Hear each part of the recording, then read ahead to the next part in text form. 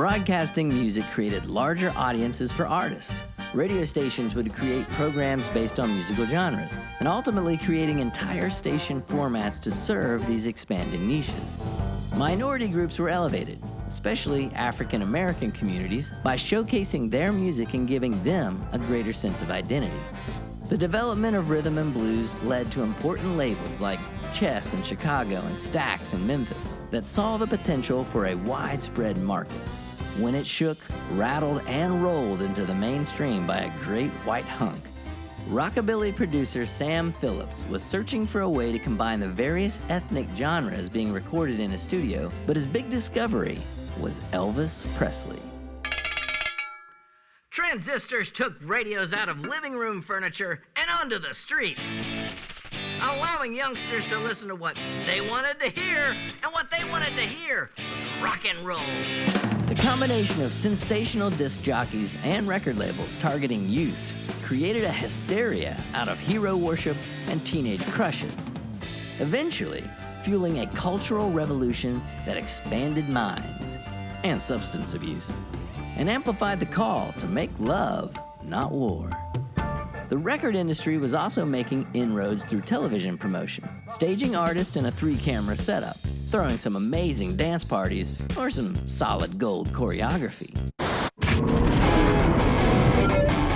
Until the music video hit the mainstream, selling images with the sound of new music, and bringing old records into the mix, sampling beats and loops, paying homage and taking inspiration from their forerunners. Even the movies were selling records. And so were teddy bears. Despite the technological changes in delivery, the record industry was thriving, integrated, and cross-platformed. CD sales at Century's End were at 15 billion, until a new sound swept across the industry. For all the revolutions spun up by the record industry, the one they didn't see coming was the digital one. CDs plus PCs spelled trouble for the industry, making it easy to copy the audio files, compress them to MP3s, and share all your music files with the world. Naturally, sales plummeted. Silicon Valley was to blame, and they were also ready to save the day with legal options for downloading records. Single sales quickly adjusted, but album sales were no longer profitable for labels or artists. The drop in income from album sales has kept artists busy on the road, and is partly responsible for the number of reunion tours for bands that broke up or retired from rocking out decades ago. The give and take between music and technology has brought us to a unique moment in history. It's a bit of a double-edged microphone. Hey man, you wanna hear Stairway to Heaven? I've heard it. Classic musicianship is waning in popularity. As contemporary pop stars and rappers are focusing more and more on the other keyboard, the QWERTY one. Yo, check it out. The tech to emulate the new musical heroes. It's readily available to every kid with a laptop, tablet, or smartphone. Oh yeah, girl. It's a marketable, artistic skill set. But at what cost? I don't really know how to play an instrument or read music. And the technology will eliminate the need for talent.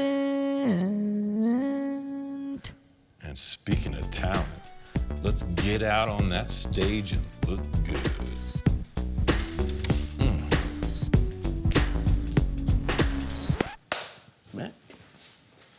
Oh, they're gonna make a lot of money.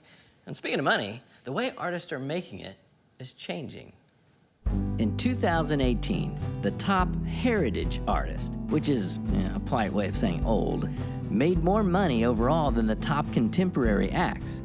And when you break down how each of these artists made their money, heritage artists are still doing most of the heavy lifting on tour. But the contemporary artists are connecting with their fans via streaming platforms in a much more lucrative way.